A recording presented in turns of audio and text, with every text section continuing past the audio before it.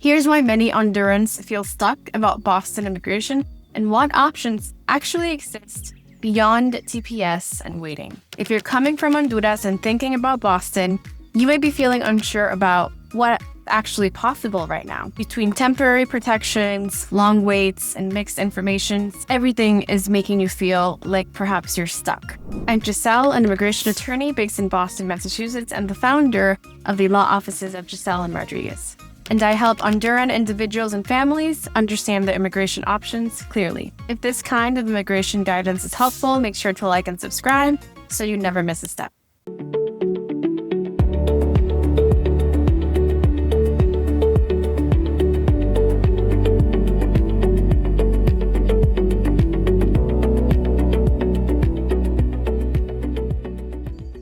Massachusetts has a strong and growing Honduran community. Many Hondurans living here currently hold temporary protected status, often called TPS, because conditions in Honduras made it unsafe for many families to return. Across Massachusetts, Honduran communities are especially visible in cities like Chelsea, Revere, Everett, Lynn, Framingham, and Boston. Chelsea in particular has one of the highest concentration of Honduran residents in the entire state. When people arrive and see a familiar culture, language, churches, restaurants, and support, it helps them feel less alone, less isolated, and more grounded. Community plays a major role in helping immigrant families settle and build stabilities while they figure things out when it comes to long-term immigration options.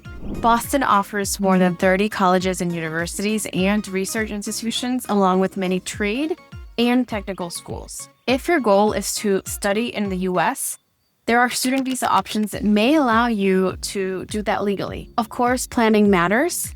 Education can sometimes connect you to future employment opportunities and even perhaps future employment sponsorship. But of course, only one that is done the right way and in the right order. This is an area where early guidance can help prevent future problems. Massachusetts is home to major employers, including Fortune 500 companies, hospitals, universities, and many different types of industries. Some employers are willing to sponsor foreign-based talent for permanent residents when the role and qualifications allow it. There are also many Honduran-owned businesses throughout the Boston area. What's important to understand is that working legally depends entirely on your immigration status, not just job availability. Of course, many times there may be no option for you, but of course, this is where getting the right guidance matters. Some Honduran immigrants come to Massachusetts with an entrepreneurial goal. There are business-related visa categories that may apply in certain cases, including options for individuals with significant achievements or specialized experience. These visas are very specific and documentation heavy, and they are not the right fit for everyone. Starting a business alone does not necessarily grant you legal status, which is why evaluating your case early before moving forward matters. The Honduran Consulate serving the Boston area is located in Chelsea. The consulate may be able to help with things such as maybe you lost your Honduran passport, birth certificate, and provides overall other types of consular assistance when needed. Many nonprofit organizations in Massachusetts and the Boston area offer Colombian families with the support they need with things such as school enrollment support, English classes, and perhaps cultural orientation. These resources help families stabilize while they work and navigate their legal options. In Boston, a lot of immigration applications can range anywhere from 1 month to up to 24 months or sometimes even more time.